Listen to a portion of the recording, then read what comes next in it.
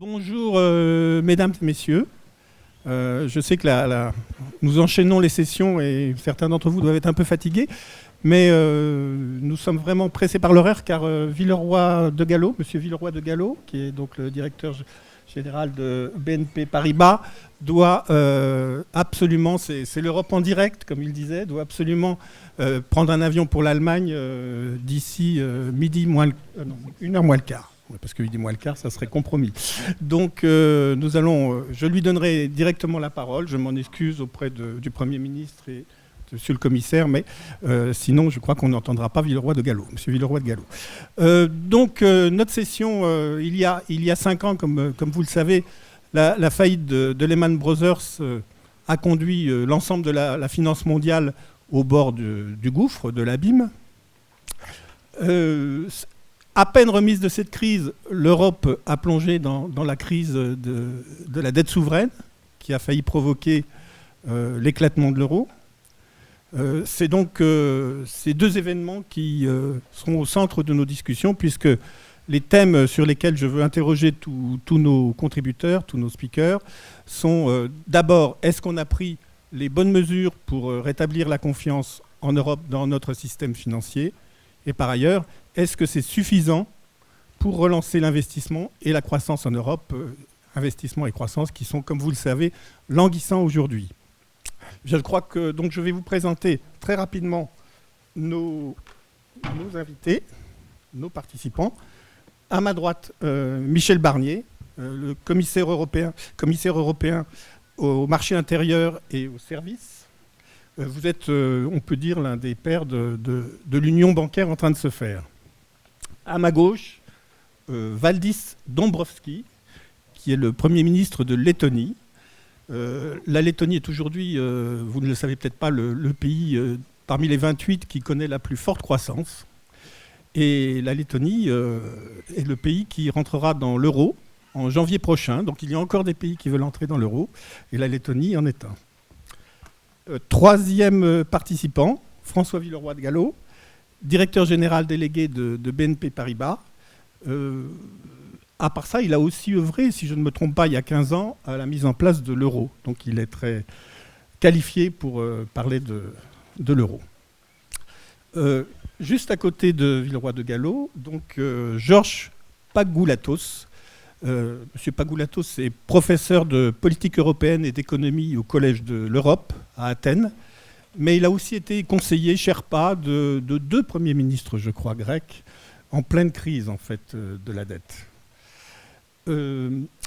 Juste à côté du Premier ministre letton, Oliver Bäte, on dit j'en doute, je crois, donc, qui est membre du directoire d'Allianz. Allianz, c'est le premier groupe d'assurance mondiale. Donc un acteur de poids de la finance, sera intéressant d'avoir son avis sur les questions que je viens d'évoquer. Et à gauche, Nina Rauwel, gestionnaire de fonds, dans un fonds Industry Fonden, c'est ça qui fait du capital risque, I think, yes. Oui. Venture Capital, voilà, et qui donc donnera un autre avis d'intervenant financier. Bien, donc comme nous sommes très pressés, nous allons tout de suite donner la parole et donc demander à Monsieur Villeroy de Galhau de répondre à cette double question. Alors je vous demande de ne pas dépasser les 5 minutes, les uns et les autres. Donc est-ce qu'on a pris les bonnes mesures en Europe pour rétablir la confiance dans le système financier ? Et est-ce que c'est suffisant pour relancer l'investissement et la croissance ? Bonjour, je m'excuse de bousculer l'agenda européen, mais je voulais vous dire combien j'étais heureux d'être là, parce que moi je suis un Européen tripal, viscéral. Il se trouve que mon histoire familiale, je ne vais pas être long, fait que ma famille, depuis 2 siècles, tout en étant restée française, est installée en Allemagne. Et donc voilà, l'Europe, pour moi comme pour vous tous, c'est beaucoup plus que l'air qu'on respire, c'est la passion qui nous anime. Je le dirais aussi sur le plan professionnel, quitte à vous surprendre. BNP Paribas, c'est la première banque de la zone euro. L'euro, on y croit. L'Europe, on y croit. On la vit, on la construit. Je me suis effectivement beaucoup occupé d'euro dans la phase publique de ma vie professionnelle dans les années 90. Mais je n'ai jamais autant fréquenté d'Européens et travaillé avec des Européens que depuis que je suis en entreprise, avec des Belges, des Italiens, des Allemands, des Luxembourgeois, des Français et quelques autres, avec lesquels chaque jour nous essayons de construire une entreprise sans frontières. Alors comme on a 5 minutes, je vais me limiter à un constat et 3 souhaits, et au passage je vais répondre aux 2 questions d'Henri Gibier. Le premier constat, c'est quel est l'état du patient euro. Je vais hésiter entre 2 termes médicaux, rémission ou convalescence. Ils ont en commun de marquer que nous sommes sortis de la phase aiguë, gravissime de la crise, mais que le malade n'est pas guéri. Alors, ils n'ont pas tout à fait la même signification dans le langage médical et commun. Convalescence est un thème plus positif, et ça consiste à regarder le verre à moitié plein, et il y a eu beaucoup de choses qui s'est fait. Je crois que l'Europe n'a pas toujours très bien communiqué, mais l'Europe a souvent bien agi. Et pour résumer, je crois qu'il y a eu l'addition de plus d'intégration européenne. Un énorme travail a été fait autour notamment de la Commission. Et il y a eu le mécanisme européen de solidarité. L'intégration européenne a plus progressé dans ces 3 ans que dans les 10 années précédentes. Il y a eu beaucoup d'innovations de la part de la Banque centrale européenne. Et enfin, il y a eu plus de discipline ou de sagesse de la part des États nationaux. Le résultat de ce cocktail, c'est qu'aujourd'hui, plus personne, y compris hors d'Europe, n'imagine l'infarctus ou le scénario dit d'euro break-up qui hantait la presse anglo-saxonne et les investisseurs mondiaux il y a encore 18 mois. Mais rémission, qui est un terme moins positif, parce que nous savons tous que le malade est loin d'être guéri, que nous avons 2 symptômes qui restent très graves, la dette, bien sûr, et le chômage, plus encore. Et que la thérapie face à ces 2 symptômes, elle a un nom central, et on en a beaucoup parlé depuis ce matin, c'est la croissance. Du coup, j'arrive à mes 3 souhaits et je vous propose 3 mots. Crédit, ça c'est normal pour un banquier, business plan et union de l'euro. Je vais très vite. Crédit. Crédit, c'est un beau mot parce que ça veut aussi dire confiance dans le langage commun qui est le thème commun de notre table ronde. Et évidemment, il faudra la confiance. Si je prends le mot crédit dans le sens financier, je voulais d'abord vous dire une chose très fortement, c'est que comme banque, nous sommes engagés, décidés, dédiés à continuer à faire crédit et à financer les projets en Europe. Je le sais, il y a beaucoup de questions autour de ça, en se disant les banques se sont détournées de leur vocation, sont devenues une espèce de spéculation tournée sur elles-mêmes. Il y a le thème du credit crunch et du resserrement du crédit. Non, faire crédit, c'est notre mission, notre responsabilité, demain comme hier. Et là-dessus, je m'engage. Après, je vais dire autre chose qui est peut-être un peu surprenant dans la bouche d'un banquier, c'est « vive l'union bancaire ». On pourrait se dire pourquoi un banquier dit « vive l'union bancaire », parce que si vous avez un peu écouté ce qu'on en dit, ça veut dire qu'on va être davantage surveillé par la Banque centrale européenne. Je vois Michel Barnier qui approuve. Thierry Repentin disait ce matin, il peut y avoir une vue un peu punitive de l'union bancaire. Je crois qu'il ne s'agit pas de punir les banques, mais de mieux les surveiller. On s'y attend, on est prêt, je crois qu'on n'a rien à cacher. Il y a des tas d'avantages de l'union bancaire. Je vais parler d'un avantage dont on ne parle jamais, et qui est un avantage espéré, c'est d'abattre des murs invisibles qui se sont dressés pendant la crise. Qu'est-ce qui s'est passé pendant la crise dans le paysage financier? Et c'est important pour la panne de croissance en Europe. C'est que chacun des régulateurs nationaux et des superviseurs nationaux a érigé des protections à ses frontières nationales. Le régulateur, on va prendre néerlandais, a dit « moi je mets face à face l'épargne hollandaise et les besoins de financement en Hollande et je veux l'équilibre ». Le régulateur allemand, etc. Ça a pu varier selon les pays. Ça vous paraît peut-être très abstrait, mais ça a une conséquence aujourd'hui qui est lourde pour la croissance européenne. C'est qu'en gros, quand on regarde la situation des financements en Europe, il y a de l'épargne disponible dans le nord de l'Europe et il y a des manques de financement dans le sud. Et c'est là qu'on a le plus besoin d'investissement et de croissance. Demain, si on fait l'union bancaire avec un seul superviseur européen, il n'y a plus de raison que les États nationaux, les superviseurs nationaux, qui ont dû, c'est vrai dans le passé, venir au secours de quelques-unes de leurs banques, il n'y a plus de raison qu'on raisonne sur cet équilibre d'épargne à l'intérieur de chaque frontière européenne, qui est, vous le voyez, quelque chose qui a beaucoup contribué à l'assèchement des financements vers le sud. Donc vive l'union bancaire. Et je dis un mot au passage de la régulation. Un colossal travail a été fait, notamment sous l'égide de Michel Barnier. On a beaucoup parlé depuis ce matin de dérégulation. Je ne vais pas plaider ici la dérégulation. Je crois qu'il faut des régulations fortes du secteur financier. Hélas, on l'a vu avec certains chauffards aux États-Unis et même dans certains pays européens. Il faut des régulations fortes. Mais je crois que le souhait de tous les professionnels pour pouvoir financer, c'est d'avoir une clarification maintenant la plus rapide possible et une stabilisation des règles. Et je sais que la Commission s'y emploie. Alors j'ai annoncé 2 autres souhaits et je termine par là. Business plan d'abord. Ce mot peut sembler un peu incongru et manquer de poésie. Ce qui serait, je crois, extrêmement souhaitable, c'est que les pays européens qui aujourd'hui élaborent, le mot est emprunté au groupe, dans les entreprises évidemment, mais aujourd'hui chacun élabore son business plan spontanément, séparément, avec ses hypothèses de croissance.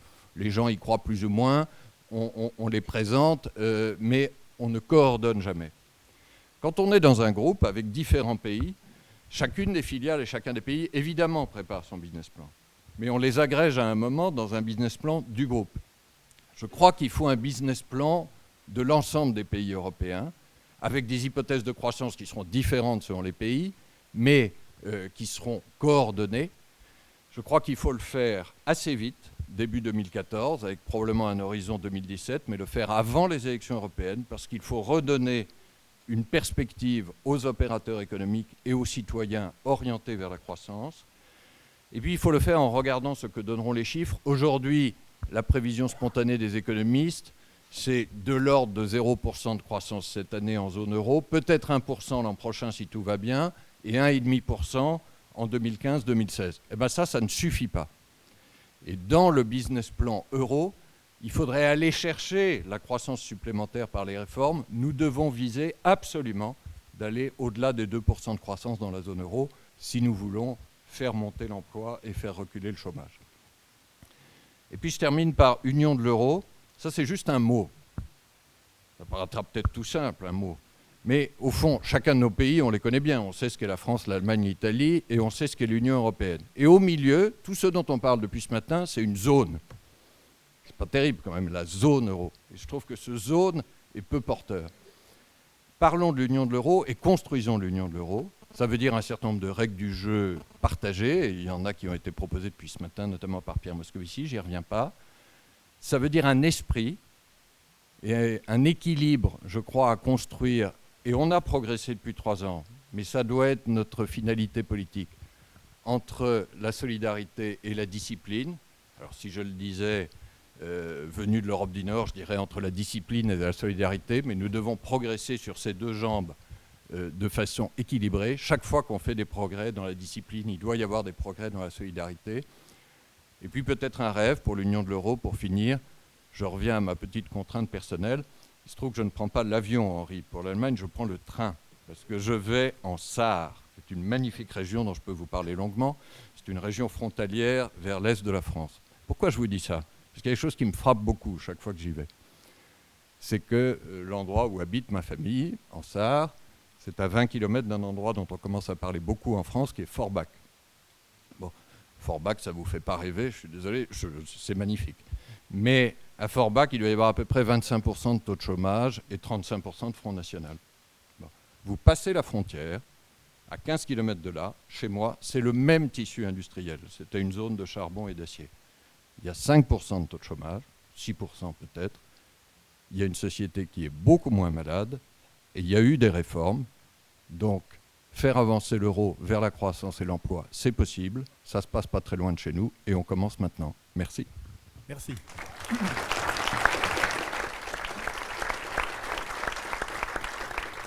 Alors François Villeroy de Galhau a parlé de l'importance de l'union bancaire. Encore durant le sommet hier, c'était un des sujets principaux de ce sommet européen. Et vous êtes un des pères de l'union bancaire, Michel Barnier. Alors, où en est-on ? Et puis, bien sûr, vous pouvez répondre plus largement à la question que j'ai posée au début.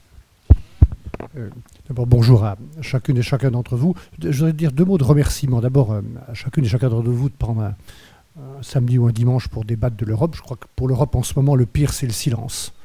C'est le silence qui entretient les peurs, qui nourrit la démagogie. Donc il faut combattre tout ça par la démocratie et le débat public. Et je remercie Europa Nova d'avoir organisé ce débat, de nous y avoir invités. Je trouve aussi très important, je pense qu'il faut les en remercier, que des premiers ministres en exercice, Enrico Letta tout à l'heure, Valdis Dombrovskis, qui est la preuve vivante et personnalisée du succès de la réunification européenne, dont les Français ont quelquefois eu peur ou ont peur parce qu'on ne leur a pas expliqué qu'un pays qui était une province de la Russie soviétique il y a une vingtaine d'années, soit aujourd'hui avec le meilleur taux de croissance et sous l'influence et l'impulsion de Valdis et de son gouvernement fonctionne bien et veuille adhérer à l'euro, c'est la preuve de cette nouvelle preuve du projet européen qui avance malgré tout. Vous avez posé 2 questions. Est-ce qu'on a fait les bonnes lois? Est-ce que ça suffit? Ma réponse est oui à la première question, non à la deuxième. Voilà. Donc je suis en désaccord avec vous sur une phrase que vous avez prononcée tout à l'heure en disant la crise financière venue des États-Unis et à peine sortie de cette crise, on est entré dans la crise de la dette souveraine. C'est pas comme ça que ça s'est passé. On s'est tapé les deux en même temps, hein, si je puis me permettre. La crise financière, elle a débuté grosso modo il y a 5 ans avec le collapse de Lehman Brothers, avec le comportement insensé irresponsable de certains banquiers, je dis bien certains, qui sont tout permis, plutôt à qui on a tout permis, à force de dérégulation et d'autorégulation et de ce casino qui s'est développé depuis 20 ans avec des bonus inexplicables, pas de supervision, des produits toxiques. Enfin, c'est absolument insensé ce qu'on a laissé faire à force de déréguler au nom de cette vision ultralibérale qui est une caricature du libéralisme de mon point de vue. Mais qu'est-ce qu'elle a? Elle a coûté 14 points de PIB, cette crise financière, aux Européens, en engagement financier, en subvention, en recapitalisation publique. Ces 14 points qui sont venus alourdir la crise qui était la nôtre, cette fois-ci, elle ne vient pas des États-Unis, la crise de la dette. Et vous avez entendu un Premier ministre de gauche tout à l'heure dire ce que je pense. On ne fait pas de la croissance avec des dettes. Et donc, cette crise européenne de la dette dans beaucoup de pays, elle a été aggravée et elle a explosé. Et ce qui est intéressant, et grave et en même temps intéressant dans ce qui s'est passé depuis 5 ans, c'est que d'un seul coup, on a eu l'expression ou la révélation de toutes les faiblesses européennes. Mais ce qui est aussi intéressant, c'est qu'on a bien réagi pour les corriger. Et sans avoir beaucoup de temps, le dos au mur, au forceps, on a corrigé. Et voilà pourquoi ma réponse est oui à votre première question. Je pense qu'on a pris les bonnes décisions. Et en particulier, Valdis pourrait le confirmer, dans un Conseil européen, qui était d'ailleurs le premier Conseil auquel François Hollande a participé, mais c'était aussi l'addition de mesures préparées, pour être honnête, par lui et par son prédécesseur, Nicolas Sarkozy du côté français, Mme Merkel et les autres.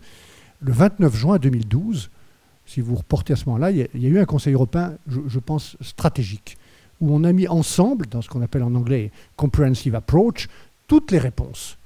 Et maintenant, nous faisons ce qu'on a décidé ce jour-là, secteur par secteur. Et c'est pour ça, d'ailleurs, que les marchés, comme on dit, les investisseurs, ont retrouvé du calme et une certaine sérénité, parce qu'on a pris ce jour-là, ou on a mis ensemble, ce jour-là, un ensemble de réponses pour corriger les faiblesses de l'Europe.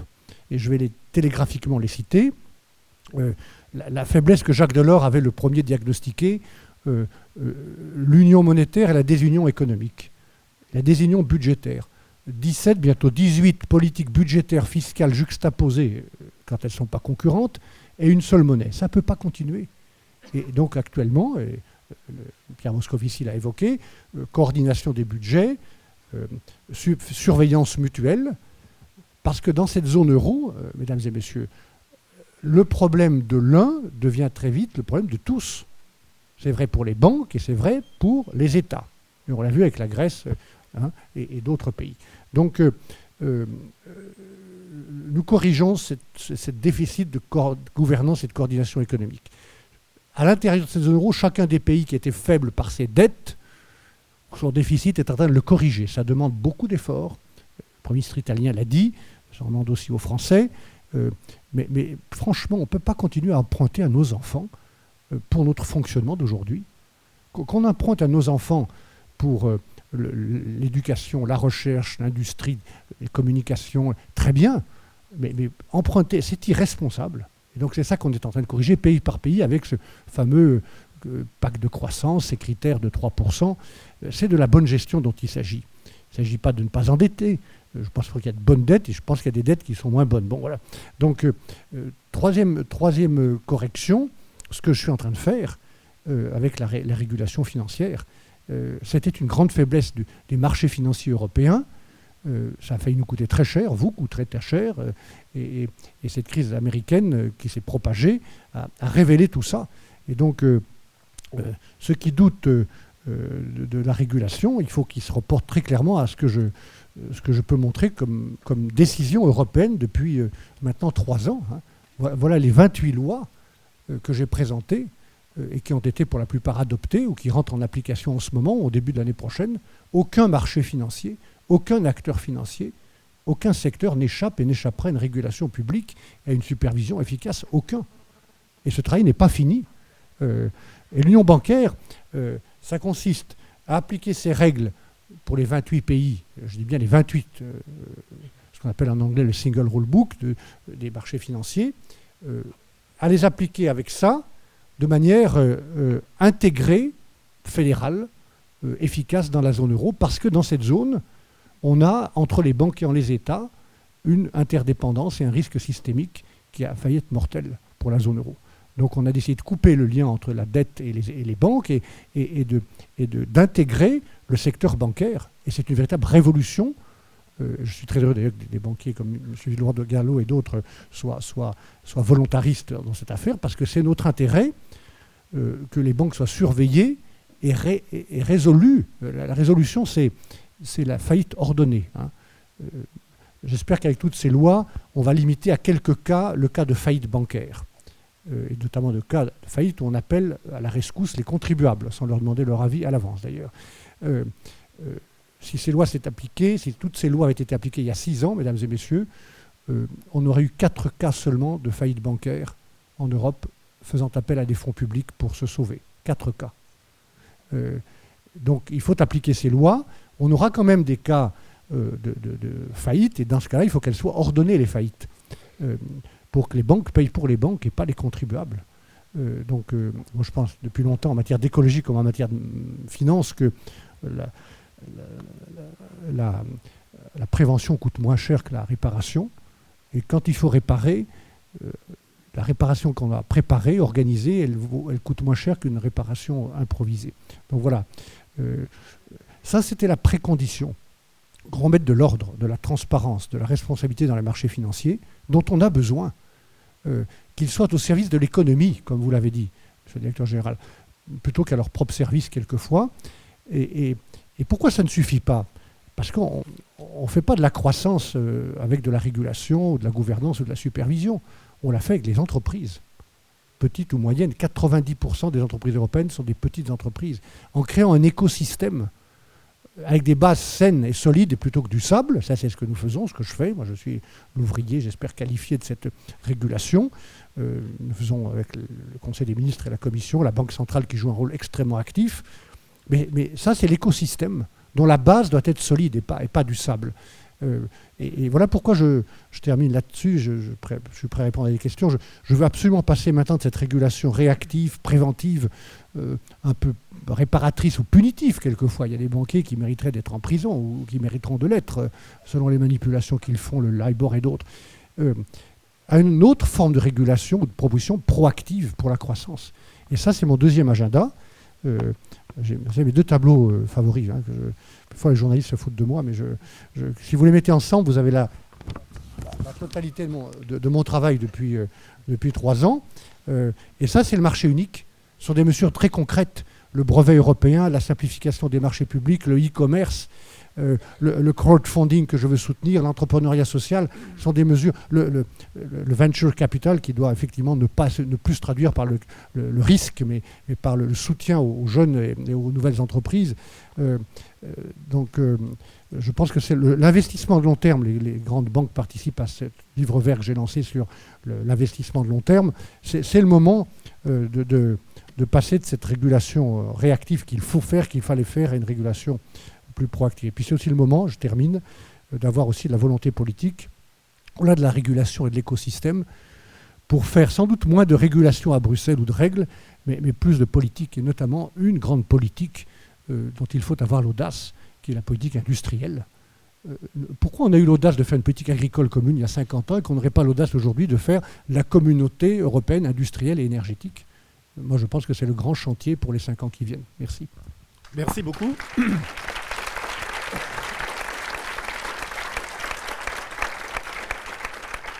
Donc, on voit bien l'impératif de la croissance souligné par Michel Barnier.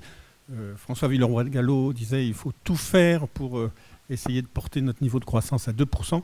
J'ai à ma gauche le Premier ministre d'un pays, la Lettonie, où la croissance est aujourd'hui à 4,6%, je crois, de croissance. Donc c'est un pays qui réussit à avoir une forte croissance.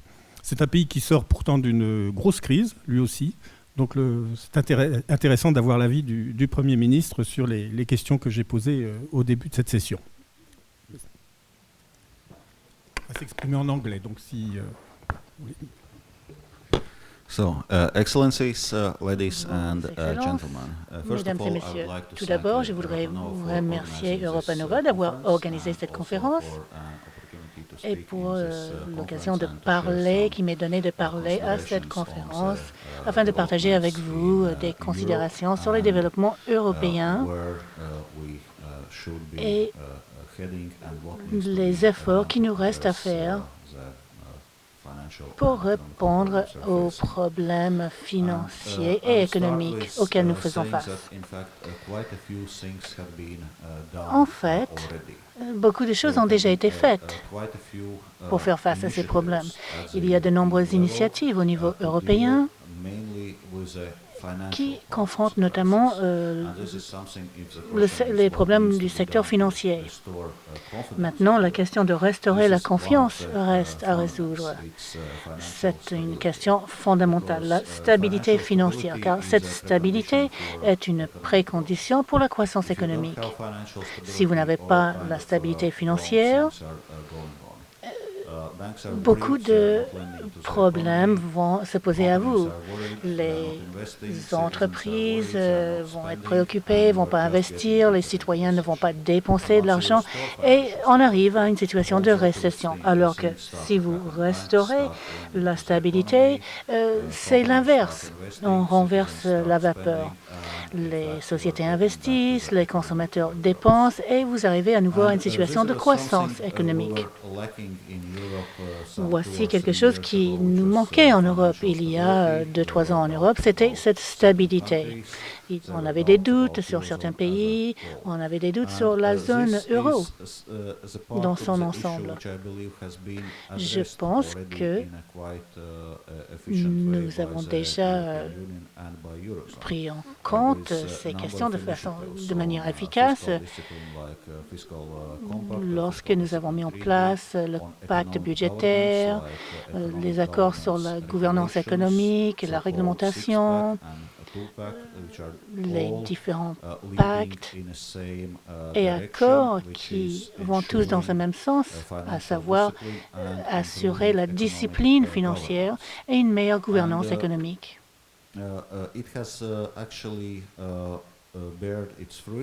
En fait, nous voyons déjà les premiers résultats de ces accords. Globalement, on sent qu'il y a moins de préoccupations sur la stabilité même de l'Europe. Mais vous pouvez poser une autre question. S'il s'agit des questions financières seulement, ou de la discipline budgétaire, ou des déficits, pourquoi est-ce que les marchés européens ont rencontré ces difficultés? Si vous regardez la zone euro, la dette publique en Europe est d'environ 90% du PIB. Aux États-Unis, ça se situe à plus de 100% du PIB. Au Japon, c'est plus de 200% du PIB. Alors, on pourrait se demander pourquoi est-ce que les marchés financiers se préoccupaient ou avaient des doutes sur l'Europe et la zone euro, et non pas les États-Unis ou le Japon, où le déficit était beaucoup plus important.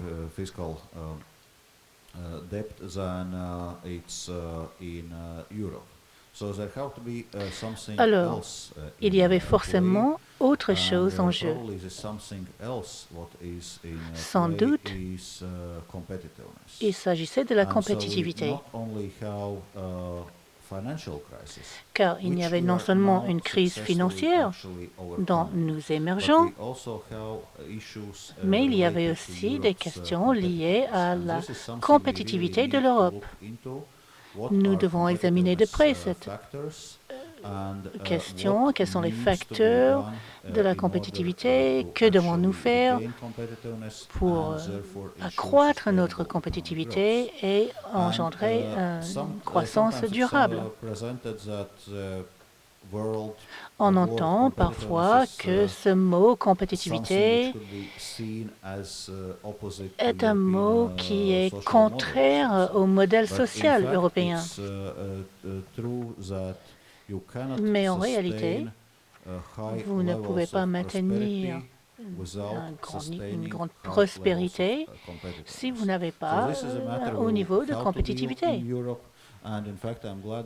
Je suis ravi, car je viens du sommet européen où nous avons parlé notamment de ces questions-là. Le facteur de la compétitivité et l'Union européenne, comment nous pouvons résoudre ces problèmes et comment nous pouvons arriver à une croissance durable plus rapidement. Il n'y a pas une seule solution, mais il y a de nombreuses initiatives. Le commissaire Barnier en a parlé. Ce sont des initiatives sur le marché interne de l'Europe.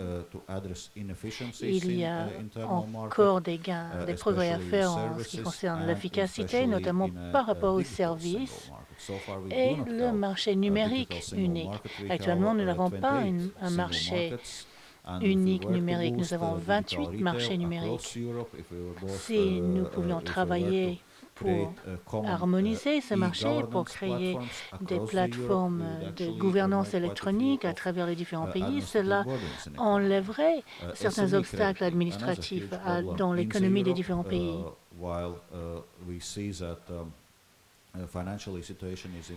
La situation financière s'améliore, mais néanmoins, il y a un manque de crédit disponible dans l'économie vraie. Nous devons faire des études. Il y a des instituts de recherche à Bruxelles qui se posent la question, est-ce que nous pouvons avoir une reprise économique sans la disponibilité du crédit? La réponse, à mon avis, est non. Ça s'est déjà vu, mais jamais dans une économie développée. Et à chaque fois que ça s'est passé, c'était accompagné d'une dévaluation de la monnaie. Ce n'est pas le cas dans la zone euro. Donc cela veut dire qu'il faudrait amorcer à nouveau les flux de crédit afin de soutenir la reprise économique. Nous avons aussi besoin de l'union bancaire et cela nous permettrait de briser ce cercle infernal. Et en fait, cela la fonction de l'union bancaire, c'est de briser ce cercle vicieux et de restaurer le secteur bancaire et de ramener à nouveau des fonds de crédit disponibles sur le marché. Il y a aussi ce qu'on appelle le fardeau administratif. Il y a actuellement des initiatives qui visent à réviser les procédures au niveau européen et au niveau de chaque pays afin de réduire ces fardeaux administratifs et stimuler la croissance économique. Il y a aussi les accords de libre-échange. Actuellement, nous sommes en discussions avec les États-Unis, le Japon et d'autres groupes économiques. Nous devons poursuivre cela sans être distraits par des détails. Aucune de ces mesures seule ne peut résoudre tous les problèmes économiques de l'Europe, mais dans l'ensemble, nous pouvons faire une différence, car à chaque fois, nous allons pouvoir ajouter 1% de croissance, un demi-point de croissance, mais tout cela va nous permettre d'arriver plus rapidement à une croissance pérenne et une reprise durable. En Lettonie, pendant la crise, nous avons pris les dispositions nécessaires pour l'ajustement budgétaire, notamment à partir de 2009.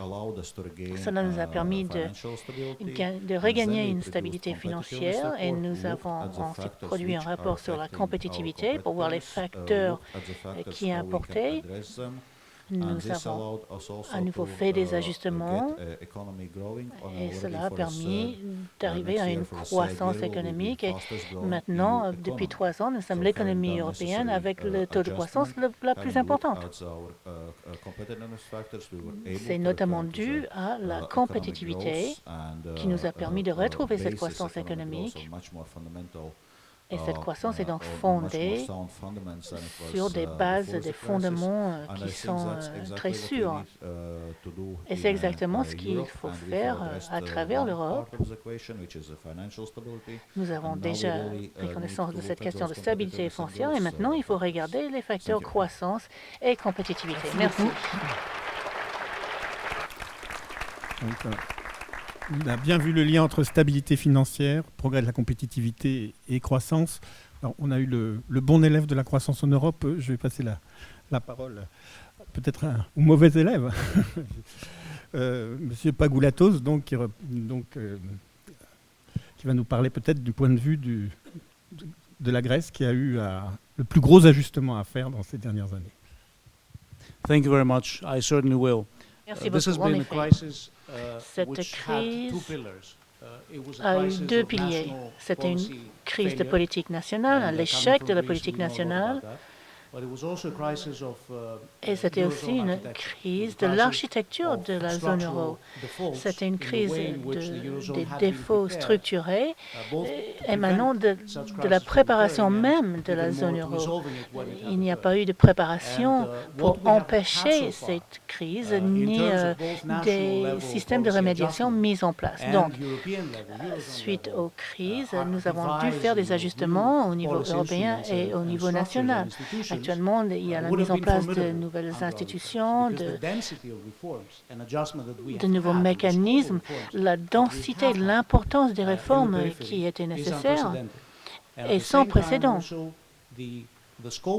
Parallèlement, la densité, l'importance de ces réformes dans la zone euro sont sans précédent. Mais hélas, ces réformes ne sont pas encore suffisantes.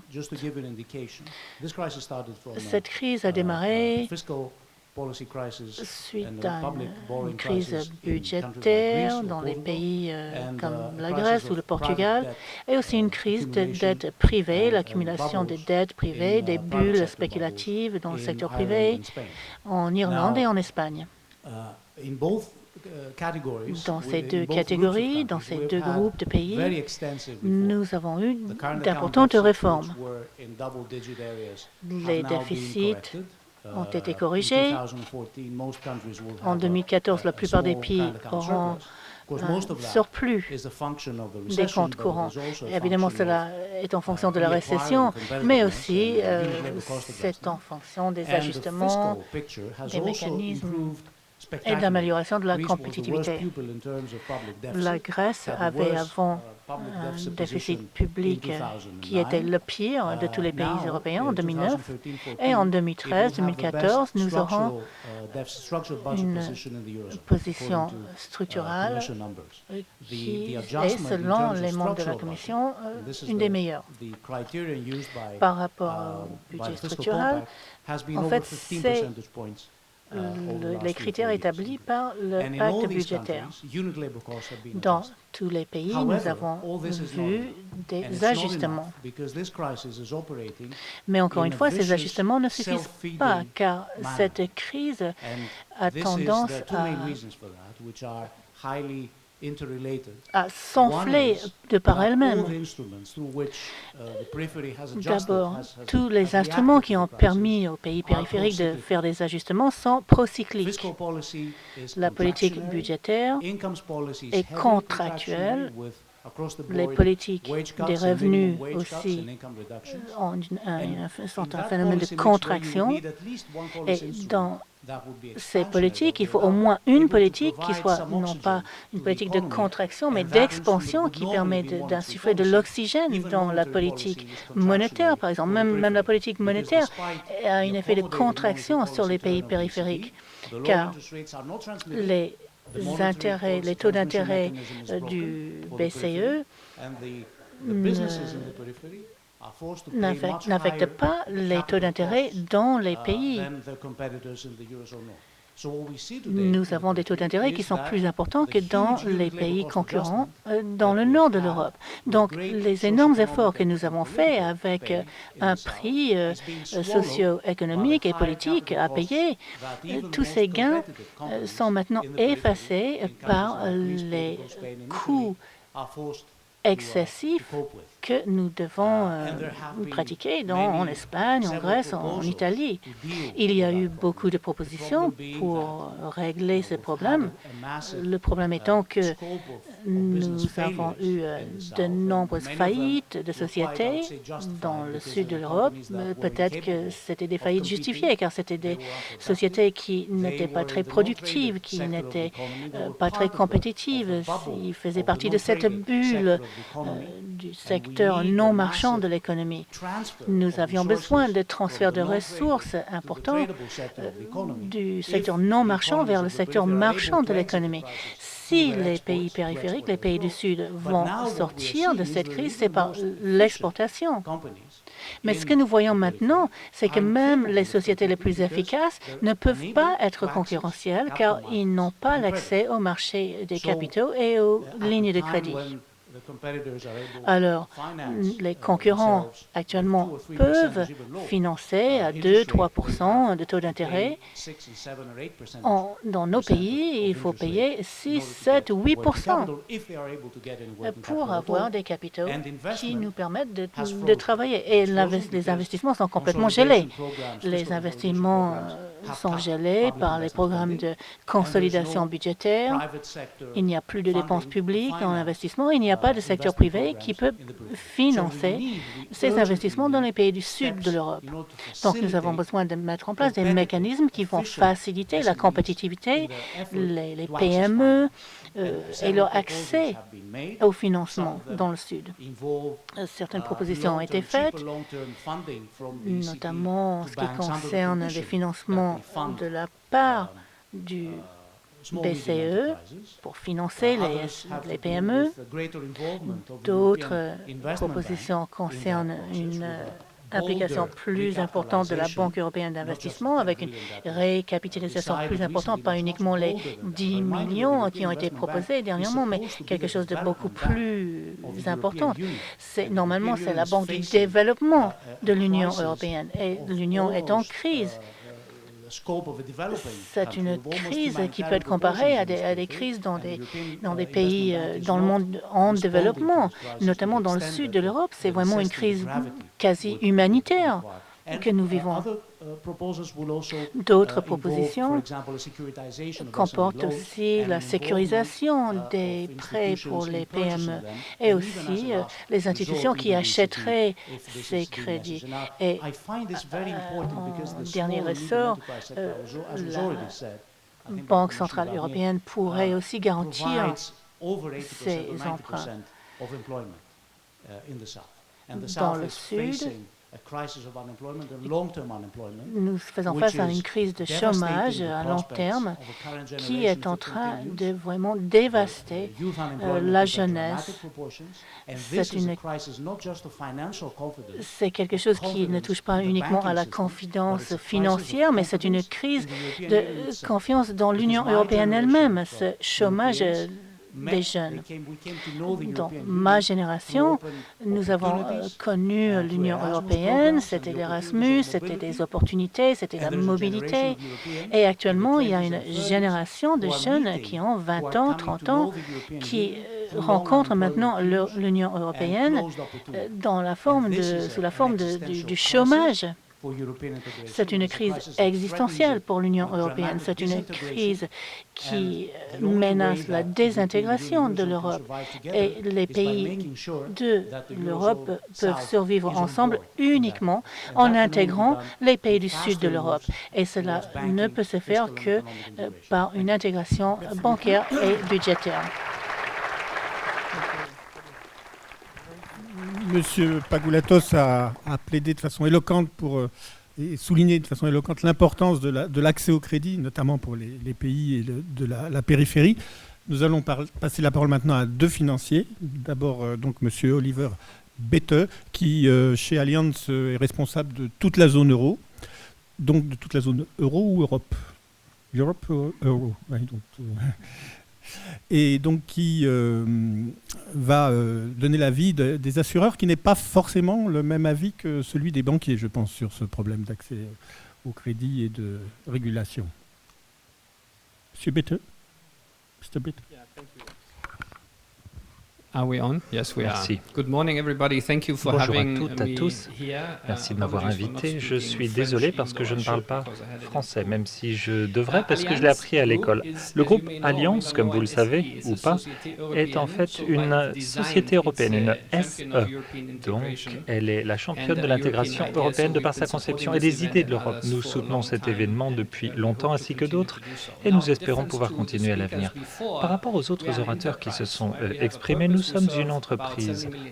Nous avons 150 000 personnes qui travaillent chez nous et nous avons des actionnaires, notamment, dont il faut faire attention. Alors, souvenez-vous de ceci, certains de mes commentaires ne seront pas des commentaires politiques. Je ne suis pas là pour faire du lobby aujourd'hui, mais je suis là pour faire mon boulot de façon très pratique.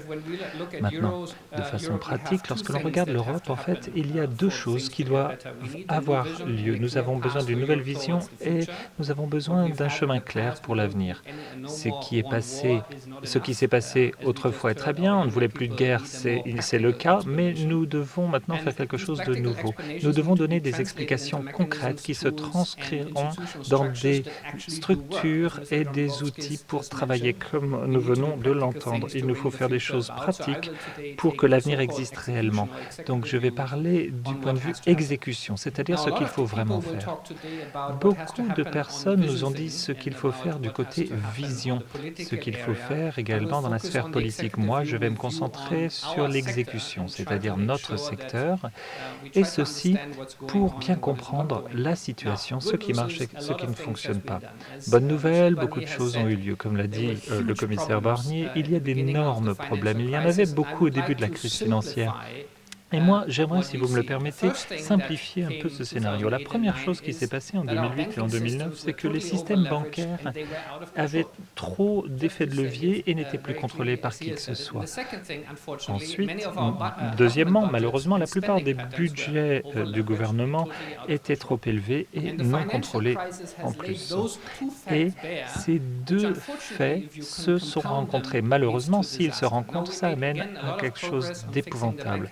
Maintenant, nous sommes en train de travailler sur les banques et sur les budgets, mais comme nous l'avons déjà entendu, cela ne veut pas dire que nous sommes plus concurrentiels. Ce que vous avez dit est complètement vrai. Ces crises en Europe et la crise de l'investissement, ce n'est pas simplement dû à la dette, parce que ça ne marcherait pas comme ça. C'est en fait le fait que nous n'avons pas assez de compétitivité et le marché du travail est trop rigide. C'est là où nous produisons les produits. C'est là où ça se passe mal. Et c'est pour ça que les investisseurs sont très critiques. La situation ne s'améliore s'améliore pas, au contraire, elle empire. Je vais en parler dans quelques instants. Et la plupart des gouvernements ont réagi directement en se disant il ne faut plus continuer à développer l'Europe ou les marchés. Au contraire, il faut fermer nos marchés à la concurrence et il faut trouver des solutions au niveau national. C'est vrai pour les marchés locaux du sud de l'Europe, mais c'est notamment le cas pour d'autres pays tels que l'Allemagne et dans le Nord. Deuxièmement, alors que nous avons beaucoup progressé, je peux vous dire qu'il y a encore beaucoup à faire dans le domaine financier. Il y a encore beaucoup de problèmes sur les bilans de grandes banques, notamment du côté prêt, et là, il faut résoudre ces problèmes. Et ensuite, la question de la capitalisation du système bancaire est nécessaire parce que sinon, on ne pourra pas faire la séparation entre les risques souverains et les risques liés aux banques elles-mêmes. En effet, ce qu'il nous faut, c'est du temps, de la méthodologie et faire la différence entre les risques souverains et les risques bancaires. Ceci n'a pas encore été fait. Je vais vous donner un exemple. Les banques et les assureurs cherchent en ce moment à investir dans la dette des gouvernements parce qu'il n'y a pas de Bâle 3 chez nous et on a le droit de réagir vis-à-vis des dettes des gouvernements. Nous avons perdu énormément de millions d'euros, les retraités aussi, et la crise va continuer à engendrer des problèmes dans nos économies et ceci va faciliter des déficits pour les contribuables. Il nous faut comprendre qu'il faut, même si c'est difficile, travailler dans le domaine financier pour les contribuables. Et il faut peut-être apprendre de nous-mêmes parce que aux États-Unis, ce n'est pas tellement le cas. Et aux États-Unis, ils travaillent du côté de la dette des États. Mais cependant, je suis désolé, l'orateur lit un texte à toute vitesse et c'est épouvantable pour les interprètes qui n'ont absolument pas reçu le texte avant. L'un des résultats pourrait être, nous ne le savons pas, mais nous ne savons pas quelles seront les incidences, est qu'il faudra avoir plus de capital dans nos comptes. Nous avons eu des accords grâce auxquels nous pouvons avoir plus de capital, mais par Bâle 3, nous pouvons avoir des réductions. Et ça, c'est assez surprenant. Si vous ne connaissez pas très bien les maths, c'est une distorsion concurrentielle qui a lieu chez nous et c'est ce qui est soutenu par le régulateur. Donc, si l'on ne fait pas attention aux faits ou si l'on regarde que les principes généraux, nous ne nous améliorerons jamais. Et si vous me permettez, et ça c'est une note personnelle, la confiance reviendra simplement si nous travaillons dur, c'est vrai, notamment du Sud et de l'Est, mais il faut également changer notre mentalité. J'espère que la presse pourra nous aider, si seulement elle pouvait le faire, parce que nous lisons beaucoup sur la crise en Europe, les problèmes. On n'entend jamais parler de solutions pratiques. Il serait bon de changer notre état d'esprit, d'avoir des exemples à donner aux contribuables pour leur montrer comment nous nous améliorons. Au niveau personnel, je vois qu'il y a un grand TGV qui va de Munich à Paris, ce serait une belle étape. Et aussi, il y a une réforme des télécoms, notamment du côté roaming, ça pourrait être très très bien. Les interprètes sont désolés, c'était un texte et des notes lues très très rapidement, ce qui est impossible à interpréter, bien sûr. Monsieur Bette, vous m'aviez parlé juste avant cette intervention d'un exemple par diplomatie, vous ne l'avez pas cité, qui concerne la France et la prévoyance. Une mesure qui a été prise par le gouvernement là, dans les derniers jours sur la prévoyance. Vous pourriez peut-être expliquer à ce public, parce que c'est intéressant à propos des distorsions de concurrence entre pays européens. Merci. En effet, c'est une chose très intéressante. D'un côté, une partie du cerveau fait quelque chose et l'autre partie fait quelque chose d'autre. Michel Barnier et d'autres ont posé de bonnes questions, notamment dans le domaine de l'intégration des marchés un peu partout en Europe et dans les affaires sociales, pas simplement dans le domaine des services. Alors, il existe certains pays qui ont une loi locale qui va contre les marchés ouverts. Et dans ces pays, les gouvernements ont essayé plusieurs fois de faire passer des lois pour des systèmes de prévoyance qui passent uniquement dans des mutuelles de prévoyance et qui excluent toute concurrence du côté société privée. Les mêmes gouvernements nous disent qu'il nous faut plus d'intégration européenne. La confiance reviendra lorsque nous agirons, lorsque nos actes correspondront à nos paroles. Dernière intervenante, Nina Rawal, qui va donc nous parler plutôt, justement, on a un tout petit peu parlé d'innovation, du problème justement de développer l'innovation pour développer la croissance en Europe, et donc du problème de trouver là aussi des financements pour ce type d'activité. Thank you. Is it on? Yeah. Merci. Merci bien. Moi, je vais être peut-être plus pratique et je vais vous parler du rôle du capital risque pour soutenir l'innovation. C'est un petit discours, il y a 3 parties. Tout d'abord, je vais vous dire quels sont les défis à relever pour nous. Ensuite, je vais partager avec vous un exemple positif de ce que nous pouvons faire. Et finalement, je vais faire une proposition pour une nouvelle structure de fonds de capital risque. Je viens en fait de la science de la vie et aussi du médical et j'ai des recommandations qui se basent sur mon expérience. Cependant, ceci s'applique à d'autres secteurs et d'autres secteurs qui sont portés par l'innovation.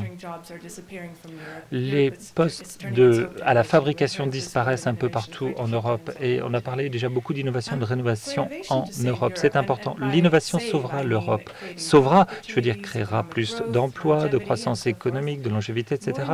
Eh bien, il nous faut de plus en plus d'innovation de nos jours. Et le capital risque est un bel instrument. Il y a bien sûr d'autres instruments, il y a le soft funding, les prêts, etc. Mais moi, je vais me concentrer sur le venture capital, le capital risque. Bon, regardons le capital risque en Europe cette année. C'est environ 1/3 aux États-Unis. Donc, vous voyez, nous sommes uniquement 1/3 des États-Unis. Maintenant, si je regarde les entrées en bourse, c'est-à-dire les sociétés qui sont bien développées, qui peuvent passer en bourse, eh bien, les chiffres sont effrayants.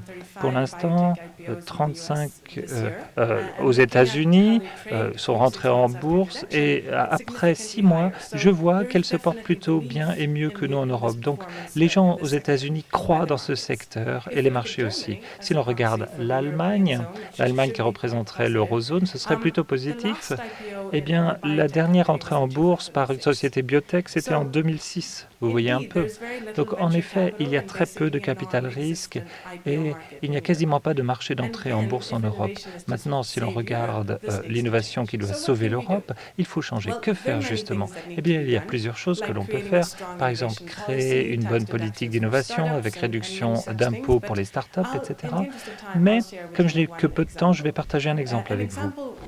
Un exemple qui nous montre qu'il faut un soutien par les gouvernements à long terme et par les politiques qui se combinent avec la dure réalité du marché privé. Moi, je travaille pour le Fonds de développement suédois et vous l'avez bien prononcé en suédois, c'est très difficile à prononcer. C'est un fonds de capital risque créé par le gouvernement suédois. Il y a 35 ans de cela, le gouvernement a fait une donation et l'argent est géré par ce fonds avec des professionnels. Donc, c'est un fonds et tout ce qui est créé, tout l'argent que nous avons est réinvesti. L'argent n'est jamais retiré de la fondation et il n'y a pas d'interférence avec les décisions prises par le fonds. Nous avons investi dans des milliers de sociétés. Nous avons fait croître cette activité, 150 millions d'euros. Nous sommes passés à plus d'1 milliard, je crois. Nous avons des cibles financières très strictes, mais nous avons un lien avec le gouvernement, donc des règles éthiques et déontologiques, et nous voyons à long terme pour nos investissements. On pourrait parler de ce modèle plus tard si vous le voulez, mais je crois qu'en fait, c'est un modèle intéressant car il nous fournit un engagement à long terme pour ces sociétés innovantes. C'est ce qu'on ne voit pas du côté marché financier. Ils n'ont pas la patience, ils n'ont pas la confiance pour faire ceci aujourd'hui. Nous l'avons déjà entendu. Donc, ma proposition, ce que je propose, c'est que l'Union européenne mette de côté assez d'argent. On pourrait reprendre ça peut-être du budget de l'agriculture, qui sait, j'en sais rien, pour créer un fonds de capital risque avec un mandat pour investir dans ce secteur qui en a besoin.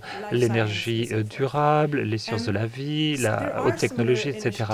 Il y a des initiatives similaires ailleurs, je le sais, pas qu'en Suède, en France, en Allemagne et dans d'autres pays. Mais ce qui est beau là, au niveau européen, c'est qu'on a la taille critique pour innover vraiment, pour avoir des sociétés concurrentielles et pour obtenir le capital dont elles ont besoin. Bien sûr, si ceci devient encore un autre animal bureaucratique européen, c'est-à-dire on investit en Allemagne et cela doit être compensé en France, etc., eh bien, rien ne changera, vous savez. Mais je crois que si l'on peut donner un mandat clair et des cibles financières claires aux gens, dans ce cas-là, on aura le meilleur des deux mondes. Voilà ma proposition, c'était ma troisième partie, et c'est un tout petit élément dans ce gros défi à relever. Si vous voulez en parler avec moi après, je serai contente de pouvoir en parler avec vous. Merci. On est obligé malheureusement d'aller vite parce qu'il y aurait beaucoup, je pense que j'entendais Michel Barnier un peu réagir à l'allusion à la politique agricole commune, mais on n'a vraiment pas le temps d'établir trop de discussions malheureusement entre nos intervenants. Nous avons des étudiants à qui nous allons passer la parole et aussi un grand témoin, François Roche, qui est là dans la salle, qui a écouté toutes ces interventions. Donc très vite, qu'est-ce qu'il a retenu et qu'est-ce qu'il a envie de qui il a envie d'interpeller à cette chaire. Non, bonjour, je n'ai pas forcément envie d'interpeller. Je voulais simplement, je suis journaliste économique et financier, il se trouve que j'ai créé aussi un magazine électronique consacré à l'Allemagne, une revue. Et en vous écoutant en parler, il me revenait un certain nombre de commentaires qu'on a pu lire ici ou là dans la presse française, mais aussi européenne, sur le rôle de l'Allemagne dans ce processus d'intégration européenne. Et parfois même, on a évoqué le rôle un peu écrasant de l'Allemagne dans ce processus pour le dénoncer. Alors j'aimerais demander à Michel Barnier, qui est au cœur de ces discussions, mais aussi peut-être à M. Bethe, qui est allemand et qui vit dans le système financier allemand, un peu de nous redire quelle est la stratégie allemande, la demande allemande, quelle est la recherche de l'Allemagne dans ces discussions, et puis qu'est-ce que vous attendez d'une future peut-être alliance entre la CDU et le SPD, et est-ce que de votre point de vue cela peut faire modifier l'attitude de l'Allemagne, que ce soit sur l'union bancaire, sur une plus grande intégration économique et financière au sein de l'Europe. Voilà, merci. Michel Barnier, puisque vous avez été... Oui. Je suis pourtant bien tenté de dire à Nina Rawal qu'on peut trouver des financements pour l'industrie et la compétitivité sans forcément démolir ce qui fonctionne bien. Hein. Et rappeler aussi que dans l'industrie agroalimentaire, qui a beaucoup de difficultés, on a aujourd'hui, grâce à la PAC, plus d'emplois dans l'industrie agroalimentaire en Europe que dans l'industrie automobile. Mais bon, je n'aime pas beaucoup cette manière d'opposer deux politiques. Et ayons le courage de bâtir de nouvelles politiques industrielles, compétitivité, PME, plutôt que de démolir ce qui fonctionne correctement. François Roche pose la question de l'Allemagne. L'Allemagne, il faut être juste avec eux. Ce sont les principaux contributeurs, depuis le début, parce qu'ils ont naturellement le niveau de développement le plus important. Ils participent le plus au budget européen et donc aux fonds structurels, Fonds social européen, le FEDER, les fonds régionaux. Ils sont les principaux contributeurs au nouveau mécanisme de stabilité. Vous ne donnez pas votre carte de crédit avec les codes secrets, votre numéro, comme ça, sans si vous n'avez pas confiance. Donc je veux dire, il faut qu'il y ait de la confiance. Et il y a des raisons à être vigilant, parce que les règlements de copropriété de l'euro, les règles n'ont pas été respectées dans les 10 années passées. Et donc, la clé de ce que nous faisons depuis 3 ou 4 ans, c'est de recréer de la confiance entre nous. Bien sûr, de l'Allemagne avec les autres, mais aussi entre nous, les autres, avec l'Allemagne. Donc, voilà ce que je pense. Je ne vais pas faire de commentaires sur une construction en cours de la grande coalition. Mon sentiment, c'est que les inflexions ou les changements sont davantage liés à ce qui va se passer en Allemagne elle-même, si je puis dire. Hein. Par exemple, est-ce qu'on crée ou pas un salaire minimum, voilà, des mesures qui sont plus propres à l'Allemagne, mais qui ont aussi de l'influence sur le reste de l'économie européenne. Je pense que s'agissant des grands sujets, il n'y a aucun doute à avoir sur l'engagement de Mme Merkel s'agissant de l'intégration européenne. Je pense qu'elle le dit souvent, elle est dans la ligne d'Helmut Kohl et de Adenauer, et elle veut faire plus d'intégration. Elle soutient le projet d'union bancaire. Je ne crois pas qu'il y ait de changement de ligne de l'Allemagne sur son engagement européen, dont nous avons besoin. Mon sentiment, c'est que il faut être juste avec l'Allemagne. Je crois qu'ils ont des raisons de demander à avoir confiance, voilà, s'ils doivent payer. Et ça ne peut pas fonctionner autrement. La première des solidarités, c'est de respecter les disciplines qu'on se fixe en commun. Hein. Donc voilà ce qui est en cause. Maintenant, une fois que cette confiance se rétablit, et c'est ce que nous sommes en train de gagner actuellement, l'union bancaire, c'est une raison d'avoir confiance dans le système bancaire. Le traité budgétaire, c'est une manière d'être sûr qu'on va respecter le règlement de copropriété de l'euro, au lieu de le mettre en cause en faisant de la dette chacun chez soi, chacun pour soi, pour que comme je l'ai dit tout à l'heure, les problèmes des uns deviennent les problèmes de tous. Voilà ce que je peux dire. Et s'agissant du dialogue franco-allemand, je pense depuis longtemps, Enrico Letta évoquait la photo d'Helmut Kohl et de François Mitterrand. Je l'ai dans mon bureau d'ailleurs, et j'en ai une autre au-dessus qui pour moi compte tout autant, c'est celle de De Gaulle et d'Adenauer en 1963. Je pense que ce dialogue, il est de plus en plus nécessaire et de moins en moins suffisant, parce que je pense. Rien ne fonctionne s'il n'y a pas un accord franco-allemand, mais ça ne suffit pas. Il faut faire attention, et les autres ont des choses à dire. La Lettonie a des choses à dire, la Pologne a des choses à dire, l'Espagne, l'Italie, donc l'Angleterre a des choses à dire. Je dis en passant d'ailleurs, par exemple, je veux bien dire publiquement que je sais bien les raisons nationales liées au Parti conservateur pour lesquelles David Cameron a engagé ce débat sur qu'est-ce qu'on doit retrancher, qu'est-ce qu'on peut revenir. Mais ce n'est pas un débat qui intéresse seulement le Royaume-Uni. Hein. Le fait de faire moins de choses à Bruxelles, moins de réglementation et plus de politique, de faire revenir certaines compétences à condition de se mettre d'accord, de simplifier, ça c'est un vrai débat. En Allemagne, on appelle ça la subsidiarité. En France, on a d'autres mots, mais je pense qu'on doit réfléchir à ce qu'on a peut-être fait en trop et peut-être mal fait, et ce qu'on pourrait faire en plus, comme je l'ai dit tout à l'heure à propos de la politique industrielle. Monsieur Bette, vous voulez rajouter quelque chose? Vous êtes d'accord avec ce qu'a dit Monsieur Barnier sur l'Allemagne, le rôle de l'Allemagne? Yeah, I fully support what Monsieur Barnier just said. Je suis entièrement d'accord avec Monsieur Barnier. Would like to make put some things in perspective. Germany is doing currently really well. Préciser quand même que l'Allemagne se porte très bien actuellement. Mais il y a 14 ans, on disait que l'Allemagne était le pays malade de l'Europe. Et c'était les gouvernants de M. Schröder et M. Fischer qui ont mené des réformes qui ont donné les résultats que nous vivons maintenant. Et en Lettonie, c'était encore plus rapide. Si vous mettez en place les réformes et vous les exécutez, vous pouvez régler les problèmes fiscaux et les problèmes liés à la compétitivité.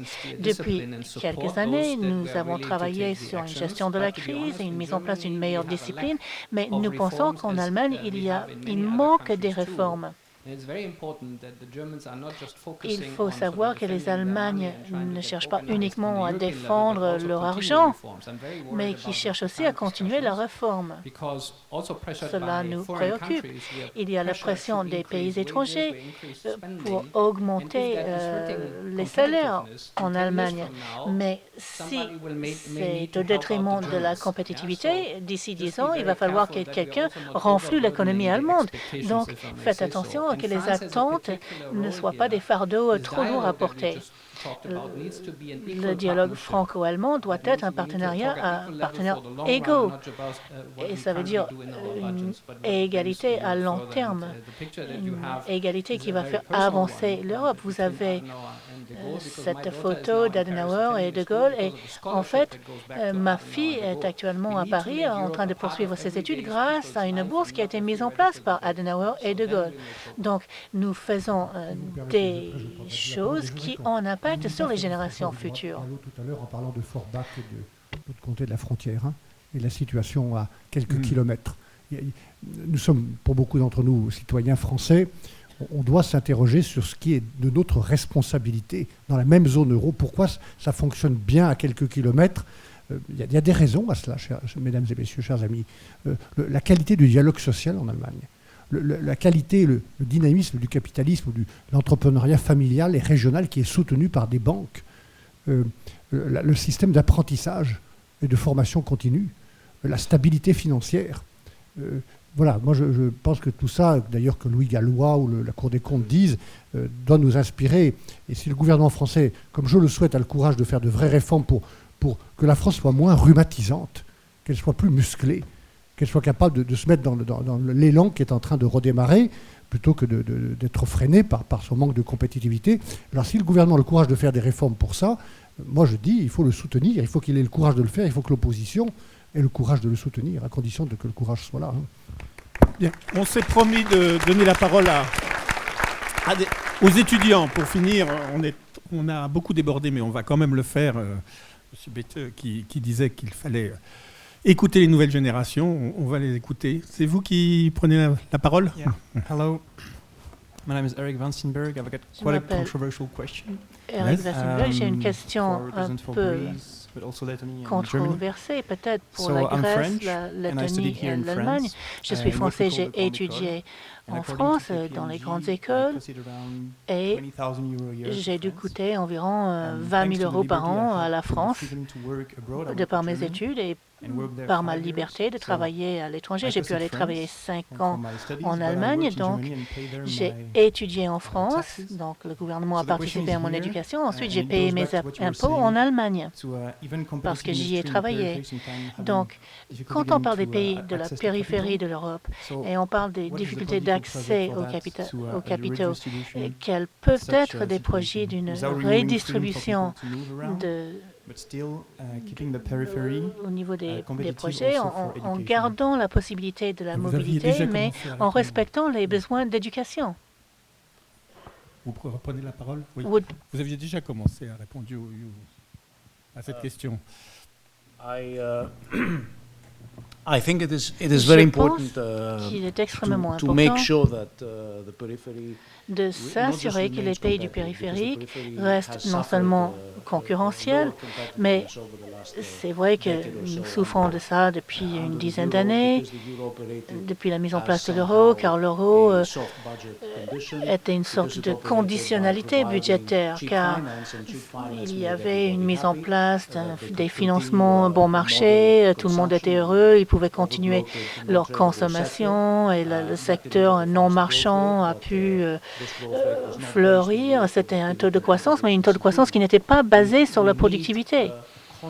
Nous avons besoin d'une amélioration permanente de la productivité et de la compétitivité dans les pays périphériques. Nous devons investir dans l'éducation, mais c'est vrai pour toute l'Europe, pas seulement les États du Sud.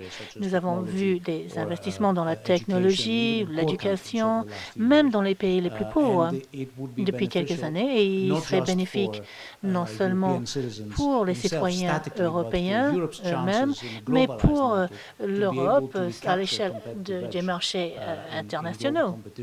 Cela nous permettrait d'être plus concurrentiels au niveau de l'éducation dans le domaine international, que nous ayons les meilleures institutions d'éducation supérieure, d'enseignement supérieur. Je ne sais pas, vous avez parlé de la mobilité et de la compétitivité aussi. C'est une question. Est-ce que vous avez un exemple d'une initiative qui pourrait dynamiser les périphéries?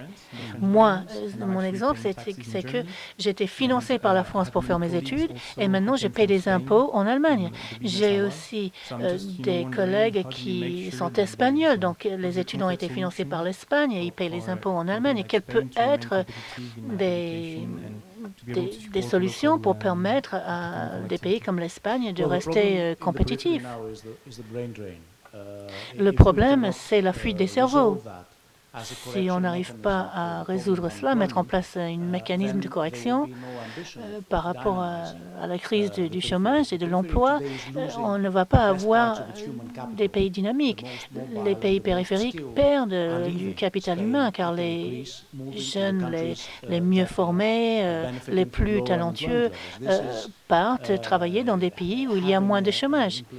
Il y a un impact érosif sur le capital. dans les pays périphériques. Nous devons redresser ça en mettant en place des perspectives économiques et de croissance. Je ne sais pas quel est le mécanisme qui le permettrait, mais il faudrait mettre en place une croissance. Dernière question, monsieur, aussi une question d'étudiant? Non?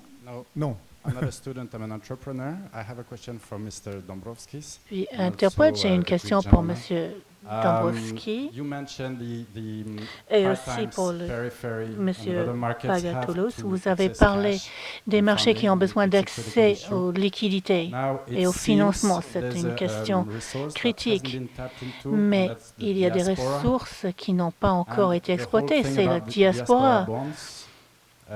Les obligations de la diaspora. McKinsey a montré qu'il y a plus de 130 milliards de fonds aux États-Unis qui sont disponibles. Et en Israël, il y a presque autant. C'est évidemment la Grèce, les États du Baltique. Vous avez une diaspora énorme. Et quelles sont les répercussions? Qui veut répondre à cette question? As regards potential of the Par rapport diaspora, it's something au potentiel de la diaspora,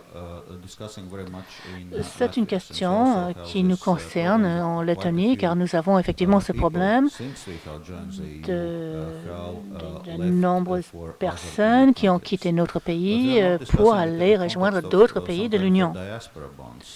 Alors, les obligations dites diaspora. Je pense qu'il n'y a pas de problème pour nous pour emprunter de l'argent sur le marché financier, car nous, en fait, nous avons les taux les plus bas de tous les pays de l'Europe de l'Est quand nous allons emprunter de l'argent. Mais je pense que la question, c'est plutôt de voir comment on peut exploiter le potentiel économique et intellectuel de cette diaspora, que les Lettons travaillent pour la Lettonie, même à l'étranger. Nous avons donc organisé le premier forum économique letton où on a fait venir des Lettons de par le monde pour voir comment nous pourrions exploiter le potentiel de ce capital humain. Et nous avons eu quelques pistes, l'organisation de quelques événements économiques en Lettonie qui pourraient générer de l'investissement. Donc, nous travaillons avec cette question de diaspora, mais nous ne pouvons pas évidemment imaginer que tous les Lettons décident un jour de revenir en Lettonie.